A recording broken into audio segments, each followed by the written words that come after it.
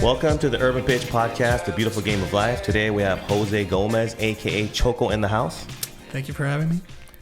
I'm going to refer to you only as Choco from now on, right? Because nobody knows you as Jose, right? Not even your close friends? Yeah, none. Some of my friends know me. Okay. Some as Jose, but most of the people that I play or know about me don't know my full name. So Choco, right? Choco. Like one word, like Ronaldo, right? Like Ronaldinho. Choco. I wouldn't compare myself that far, but yeah, when it comes to the names, it's a one-word name, yeah. Right. Founder and designer of Crack FC. Correct. Right?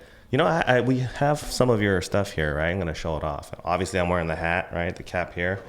And, you know, pretty dope logo here. And they're not like jerseys, right? No, they're not. That's one of the things that I wanted to not stay away from. Okay. But I wanted a different style, different stuff that people could wear, but still represent the soccer aficionado. Right.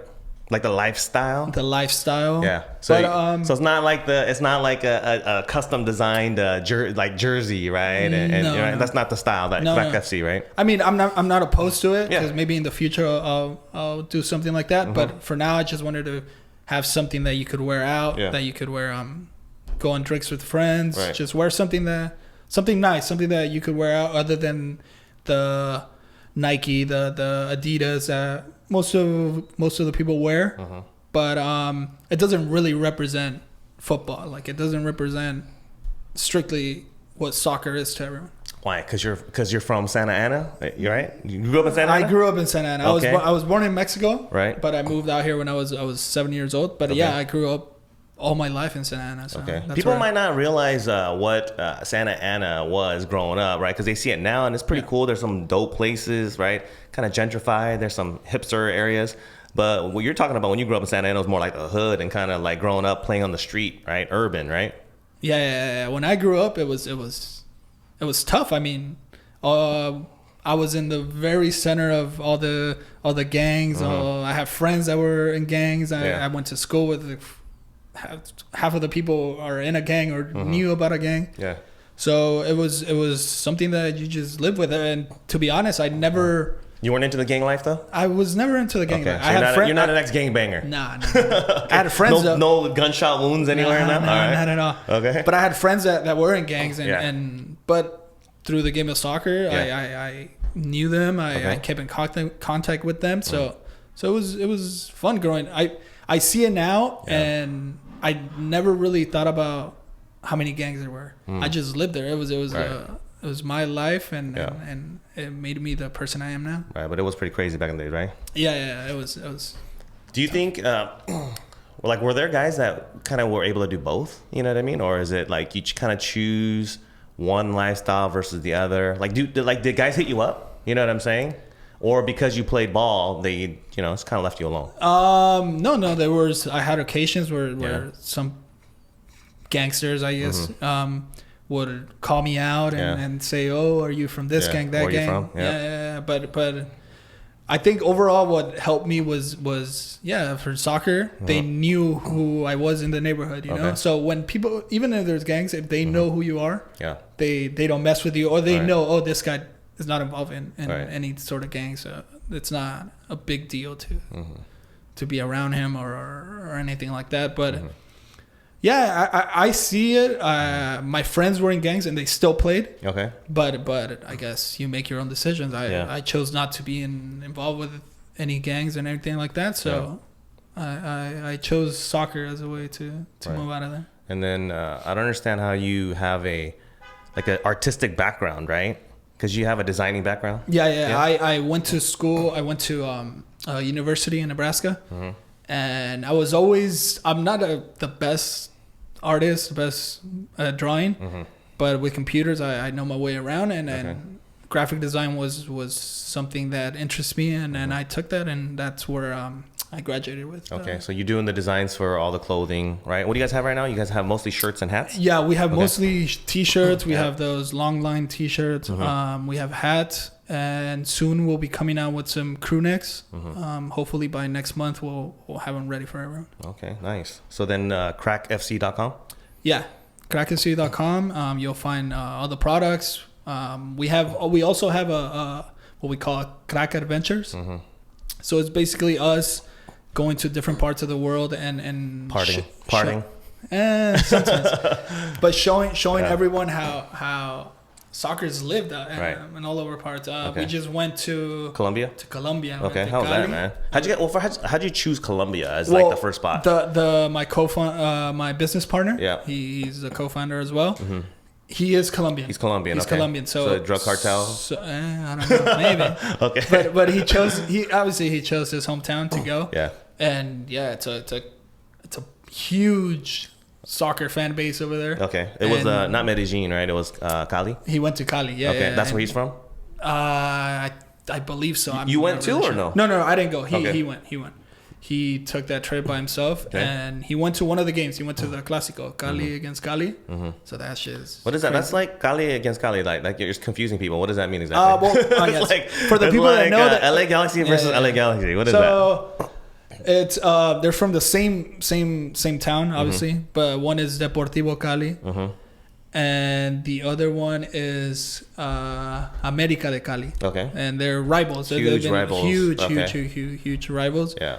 And it's fun. It's fun to see how they live the game, like from the small kids to the old folks that go watch. It's crazy, man. You guys have to check it out. Okay. The video's up on your website. The video's up on the website. We did a little story on it about his experience going and just being in the atmosphere that we don't see much here in the US, which we would love to see, and it just gives people that sense to see other parts of the world how they live the soccer. All right, it's like exposing and sharing the lifestyle, right? Exactly. Instead of just a T-shirt, it's like, hey, what's the meaning behind the T-shirt, right? Why are we so into it? What is the meaning of crack, right? Exactly. Yeah. That's okay. Exactly and so, what's the next spot? And are you gonna take me with you or what? Let's go. I actually just went on Friday. We went to oh, you did? Tijuana. Oh, you did? We went to go watch Cholos against Toluca. Okay. It was a good game. What was the atmosphere like? You know, it's crazy, man. Like even we went to the stadium an hour before just to see how people in it, and it's crazy to see how everyone, even before the game, they're all hyped up. You see everyone, you see the fans. They call it La Masacre. That's their supporting group, the fans, and all of them singing nonstop since we got an hour before till the beginning of the game to the end of the game, and it was crazy to see just how passionate they are about their club, and it was fun. It was fun to see that. I think it's like because in America we have, like 4 major sports, right? And these other cultures, they're so passionate. The fans are so passionate because it's like all of the passion of like 4 different sports is kind of almost all combined into just one, right? Like, of course, they play other sports like basketball and tennis and whatever, but it's like soccer or football and then everything else, right? And so I think it's going to be like hard to replicate that in the US. I would love to have that. Yeah. No. It would be it's so hard. Yeah, it is hard. It is hard because, like you said, there's a lot of sports and a lot of other sports that have been around for a long time. Like you have baseball and basketball and all that. But I think they're moving in the right way because I see it in like Seattle. I see it and now that Atlanta is there for being a first year, and it could be done. It just takes a little bit of time. Right, and then also you're giving, so the Crack FC and the clothing and the hats, it's got a urban kind of roots, right? The urban roots, but at the same time, it's for like just people that are into soccer, right? The entire sport, right? It's not all just about like street ball only, right? No. Yeah. It's for everyone. I mean, our mantra is it's born to be a crack. Okay. So everyone has the ability to be the best at what they can be, right. And that's how we are trying to portray it. Because everyone, even though some of us didn't make it to that high level, but we're all good at something. I mean, you have to be able to master your craft, as we say. Okay, awesome. Right. Crack, I would say crack is kind of like the Spanish word for like baller, maybe, right? Like he's a baller, right? He's crack, right? He's a crack. A crack usually, that's what it is. It's being the best at something, and in this case, we're talking about soccer, so you would call Leo Messi or Cristiano Ronaldo or a crack right. and their team. And speaking of which, you have friends that are in various levels of pro, right? You still play, obviously, right? You're still playing and you play at different levels, but you're your boy, right? Because you gave like some of the gear to your friend Miguel. Miguel, right? yeah, he's Miguel doing well, Ibarra. right? Yeah, he just scored this weekend. I know, he I saw scored that against Colorado, I believe. The crazy header, right? Yeah, I know. 2-header, diving header. Yeah. It looked like it was offsides, but I replayed it, watched it a few times. It was clean. It was clean. Yeah. I saw good, it, right? Because he's rocking your gear, right? He's rocking. So the better he does, right? It's like, yo, right? Yeah. Now you have to find him rocking it on his like Instagram, right? Because he's gonna get big, right? Yeah. No, and he's a good player, and we have a few other players in the MLS that have helped us out. Yeah. I mean, not really helped us out, but the first thing I tell them is right. If you're feeling it, yeah, right? if you're feeling it, if you like it, and if you think that it represents what you do or represents you in a way that involves soccer, I want you to show love and give us a shout out or whatever, wear it here and there. But if you're not feeling it, right? It's no not your style or whatever. Yeah, no hard feelings, right? At all. No hard feelings at all. Right. I'm a very straightforward guy. That's good. And that's what I need from everyone to me. So then, how do you know these guys? Like Miguel. How do you know Miguel? Miguel, I played against him a lot in college. I played against him. I know Christian Ramirez. I played with him since we were 15 years old, 16 years old. And a lot of the players either I played against or I played with. That's how I know. And some of the players are from California. So we know each other through mutual friends or something like that. We've seen each other, but they're all good guys that have agreed to be with Crack and they show love for it. Okay. Because you have a soccer background, right? Like you said, University of Nebraska. You went there on scholarship, right? Creighton University. Okay, in Creighton, okay. Yeah. I went Nebraska. There. In Nebraska, I went there. Yeah. Totally like middle America, all white, right? Weather, cool, right? Yeah, how was that?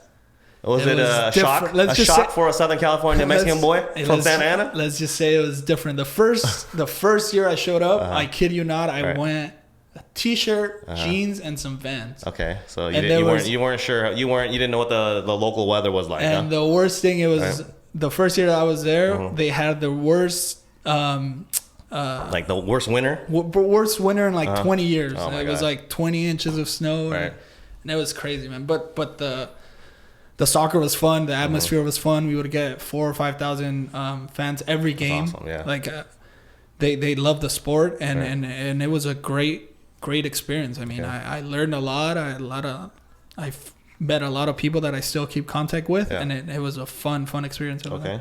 And you have, even before you made it to the college, right? You were playing in different academies, right? You told me before you were like in Europe for a little bit, right? Yeah, when I was 16 years old, I went to Europe. Okay. I played for a season over there with in Belgium, actually. Okay. I played with Brugge. I've also played in Mexico. I played with Tigres, and recently, like a few years ago, 2 years ago, I believe, I played with Atlante in Cancun. Okay. So recently, up until what, like 2 years ago, basically, you were still within the pro level. Yeah. It was second division in Mexico, in Atlanta. Yeah, Cancun, Mexico. Got it. So how did you get started then? Not started, but in terms of like, how did you get into the like academy system? Like, how did you even end up in Belgium? You're just a Mexican dude and you're a baller and growing up in Santa Ana. How is a Belgian, pro team gonna find you? So I started playing club when I was 15 or 16 years old. I randomly I went to go buy shoes. Yeah. And they had a flyer, and the same day they were like, "Oh, we're having tryouts." Yeah. I went. All right. The team liked how I played. They asked me to keep going. Yeah. And that's how I started my club career here in the States. And as for the Belgium experience, I was with a club, and they had a pro combine, which a lot of scouts from all over the world came to watch, and then they saw me play, and they asked me here in the States. Yeah, here in the States. That's crazy though, like that at 15 you're like pro combine, you know what I'm saying? So even at that age, these kids and you were taking it pretty seriously, right? Yeah. You wanted to be pro. Yeah. And back in the days, it was hard to to have those. Now you see them more and more because of the academies, and now it's more frequent. The sport, right? The sport grew more. Mm-hmm. But back in the day, it wasn't easy to do that. Mm-hmm. But it was fun. I mean, it was tough at first because, to be honest, it was my first time flying, and I had to fly 14 hours. Right, being out of the country. So you went by yourself? By myself, 16-year-old, to a different country, different language. Right. Different people, everything was new to me. Food and everything. What was the best about Belgium then? Belgium, it was actually playing. Okay. It was playing because when I got there, I would train twice a day. Mm-hmm. Once I would train with my age, and the next I would train with the reserves, which was under 21. Okay. So you're like 16. And you're playing with like the U18 at the time, or what was it? Yeah, something like that. So you're playing with like a youth academy team, but then you're also playing with another practice later in the day with the reserves. With the reserves. Yeah. Why are you practicing twice a day like that? Twice a day, just because. To be honest, did that, or it was just you? There was a couple of other guys that would do that. Right. But the coach is like, hey, whoever wants to practice twice a day. No. They would have to arrange that for you. Okay. Because not everyone was up to the standard, level. I guess. Yeah, that level to play with the reserves. Okay. But I was lucky enough to. The coach was like saying basically you're good enough to play with the reserves. Yeah. Okay. Which I did. I played a few games and it was fun. It was a great experience. That was one of my the best times I had over there. Did you stay with the host family? I did. I stayed with two of them. Okay. One of them was really tough because they spoke no English. I think the dad spoke like half broken English, but the kids and the mom had only spoke Dutch. Mm-hmm. And so now you're like this well-traveled multilingual guy. Yeah. Now you speak English, Dutch, Spanish, Belgian. What is that it or no? I know a few words. I know a few words. I know. So you're 16 years old, right? Are they putting you in like language classes? Not at this point because I had I got there like midway through school. So it was tough for them to involve me in a school. But how does that work? Because like in Europe, if you're like on this pro track, right, then you're in like the academy, then you don't necessarily go to school, right? They probably have tutoring and all that kind of stuff. Well, actually, from what I remember is that they would train in the morning, go to school for like 5-6 hours, and then come back and train again. Okay. So that's what the preseason time was. Yeah. That's how their whole schedule is. Okay. So then how's that you then? Because you're not even going to school, right? How is a 16-year-old kid from US like not attending school and just balling all day? Because that's what I wanted to do.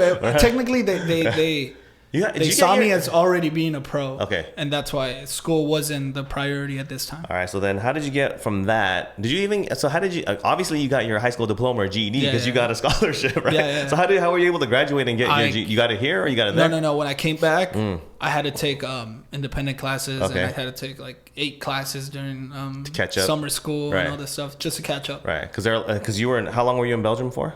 7 months. Okay. Like 6, pretty much months. The whole school year kind of thing, right? Pretty much a whole school year. And then your teachers are like, where's your transcript? And like, I didn't even go to class, right? Basically. Yeah. But at my high school, they helped me a lot with just independent studies and adding more classes and summer school. And so that's how I got to graduate from high school. Okay.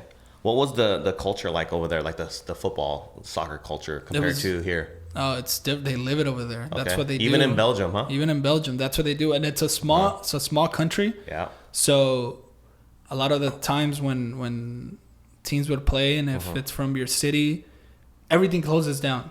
Everything there's no shops open because they're focused on the game. Like stores and stuff like that. They tell you we're gonna close from this time to this time. So that's just seeing that. To me, it was different because I'd never experienced it here. I'd never experienced it anywhere. Just to see that over there, it was pretty incredible. And now that I think about it, I fell in love with it more and more.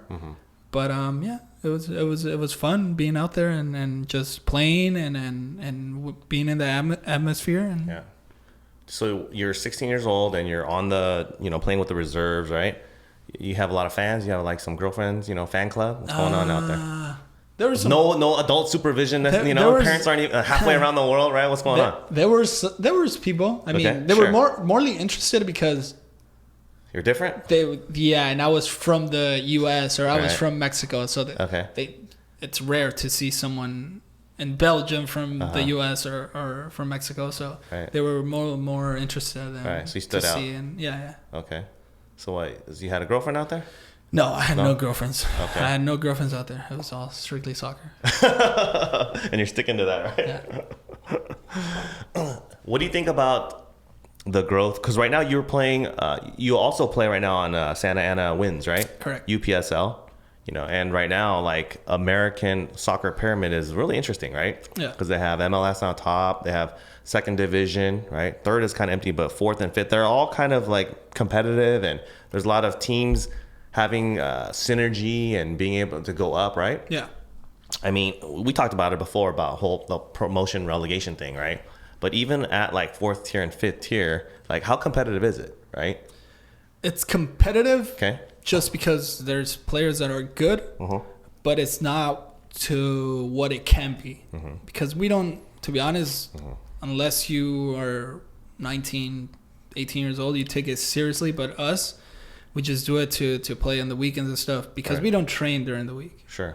So it's not as competitive as it could be. Because if like you said, if we have pro relegation, then it's a different thing. You have us training every day of the week, which will make us better and eventually the league better. But there's still times that it's always competitive, and I think we make it competitive just because we play for pride, pride, for your name, for the team you play for, and because you don't want to lose respect within that circle, which is all in here in LA area, because we all know each other. Right.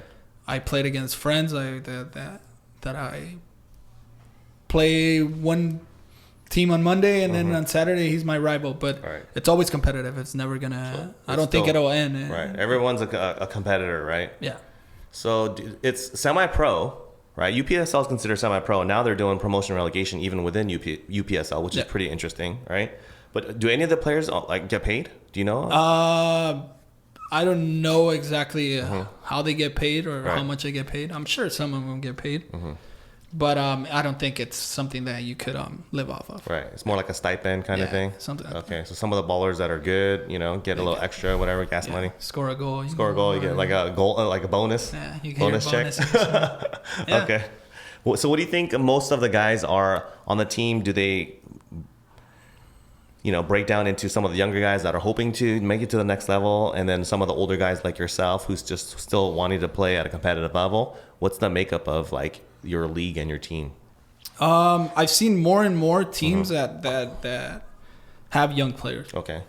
So the teams are kind of taking it more seriously, where they're developing the players and they're trying to actually, be a competitive team in that sense? Yeah. I feel from what I see and the team that I play now, we have, I guess it's a balance, but we do have more and more young players that if they see a USL team season play or NASL or whatever it is, and maybe even MLS, if they see them play, they get a chance to showcase themselves playing these games, and it's better than sitting at home and doing nothing. But it's getting competitive, and I like seeing more and more kids play with adults at a younger age. Because it develops you in everything, like in thinking and being tough and being smarter, and that's how it helped me. I've always played up. I never played with my age. I think I only played with my age in club, but other than that, I've always played up. And it's easier once you play up for so many years, and then playing with your age, it makes it a lot easier. Yeah, it makes it a lot easier. What's the highlight of the season then for like your team? For UPSL, what do you guys really look for? Is it like U.S. Open would be the goal? The U.S. Open is like the highlight. The highlight? Yeah, so that's the highlight because there you have an opportunity to play against USL teams, to play against MLS teams. Right. So you guys get up for that. Everyone on the team has that as a team goal, kind of? Yeah, I think that's a team goal. I mean, you want to win the league, but because I think there's money involved or something. Yeah. I'm not sure. Okay. But to me... Playing in the U.S. Open Cup it's the what I look forward to. Okay, and have you guys competed in the U.S. Open Cup? Yeah. Santa Ana Winds has. I believe they will be next season or something. Okay. Or September when it starts again. All right, so that's the highlight. And then do you guys get intimidated if you were to play against like a USL team?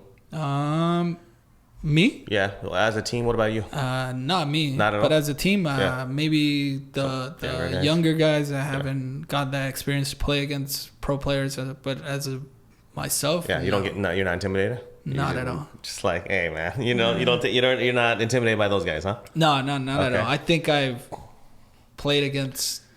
I'm just playing against high level. I see. Right? I see what the difference is and what it takes. Yeah. But obviously, being that I don't play every day or train every day. Fitness and all that, that's huge, right? Huge. I think fitness in soccer is like 80-90%, man. Yeah. Right? Yeah, because that's basically what you do. You touch the ball for 30 seconds. If you're out of shape, then like you can't do anything, right? Yeah. And if the other team or the other players in way better shape, it's just like you can't even compete, right? Exactly.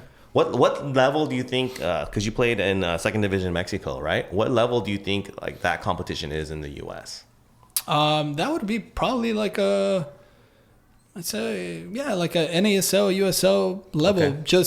But in Mexico, it's different because, like I said, in Mexico, the whole fan culture and all that, the people going all crazy. Yeah. If Mexico, if you don't do good, 2-3 games, right, you're getting told off by everyone. The people will show up at your practice and just start telling you hating off on you and saying like, what's going on and all that. See, and that's normal over there. Yeah. Like to see that here. Yeah. People would be like, why are you doing that? But over there, they love, they are loyal to their club. They want their club to be. So you gotta take the good with the bad, right? Yeah. So like if you're gonna get all the city shutting down and looking for chanting hours before, then if you lose 3-4 games in a row, then they're gonna come to your practices and start saying like, what's going on, right? You gotta take the good with the bad, right? They have that right, like you said, they have the right to do so because you want your team to be at the top, at the highest level, to win championships, to always be with the top teams. Yeah. All right. Okay. What's more competitive? Because you know how there's a lot of like street ball tournaments that are happening, right? Like the Adidas ones, the Nike, Red Bull, right? And some of these other ones get really competitive, right? These 5v5 tournaments that have been going on for the last few years. Yeah. And when you get to the top, semis and finals, and some of these teams out there like TC Broders and Brazuca Ballers, it gets pretty competitive, right? Yeah. What's more competitive, and what's your adrenaline get rushed at more in, like those type of situations where it's like a Nike risk everything tournament and you're in the finals, or like a UPSL game? I think it depends. Okay. To me, I feel like 5v5 tournament, it's always competitive because you make one mistake against, like you said, TC Broders, or it's over. Right. It's over. It's over. And UPSL, it depends who you play. It depends on the what you're playing for. But I think both of them come with their own adrenaline and their own way of being competitive. Obviously, in 5v5, you have more control, I guess you could say. But in 11-11, you have to rely more on your teammates. Right. And you make more of an impact, right? Yeah. Because you're a fifth of the team, right? Yeah, exactly. Okay. And it's basically 1v1 everywhere in 5v5. And it's a small side. But like I said, mistakes, that's what kills everyone in a 5v5. You make a silly mistake, one little mistake, and it's like they score on you, right? And especially playing against those teams. Yeah, those top teams. Yeah, those top teams are good. If you play a team that isn't as good, if you make a mistake, you could come back from it. But those top teams kill you. You know how PFL, Professional Futsal League, they were supposed to start this year, but I don't know what's going on. Maybe they'll start next year, right? But they're supposed to be a high-level professional futsal league in the U.S. soon, okay? Backed by, Mark Cuban and, high-level investors. And there's supposed to be 2 teams here in the L.A. area, by the way. One in L.A. and one in Orange County. Oh, okay. So if PFL gets to, a certain level and it's big in the U.S., would that be like a natural transition and more preferable for you? For myself? Yeah, for you. And plus, they're supposed to be, if it's a pro, they're paying. You know what I mean? Yeah. They might not be paying a lot, but maybe 30, 40, 50,000 for, a regular member. I really never thought about it. I mean, I always play it, and I don't think I'm that bad at playing it. But I never really thought about playing professional futsal and stuff like that. But I would be open to it. It's like you said, you get you're not gonna get rich off of it, but you're still competing and playing soccer, and it should be fun. I mean, right. Okay, because how old are you right now? You're 26. 26. Okay, yeah. So you still have a few years to go, right? Yeah. Yeah. Years here and there. At least until like 30-ish. Yeah, 30-ish. If I'm still playing, I don't know. Yeah. What's the average age on your team? Like, are you one of the older guys? No, maybe like by a year or two. Okay. With the crowd I hang out with. Yeah, but like on the Santa Ana Winds, right? That team? I'd say it's like 22, 21. Like the average? Yeah. Okay, so you're one of the older guys. You're one of the veteranos. Yeah. Okay. What's the oldest? Is there like any 30-year-old? I think there's like a 28. Okay. 28-year-old. Yeah. Okay. So everyone's at least in their 20s. Yeah, and the average age is I think if you're 30s, you better be crazy good, right? A forward or a goalkeeper. Forward or a goalkeeper? Yeah. Yeah, that's true. Goalkeeper for sure, right? Yeah. Forward, maybe like a Drogba type, like a big guy kind of.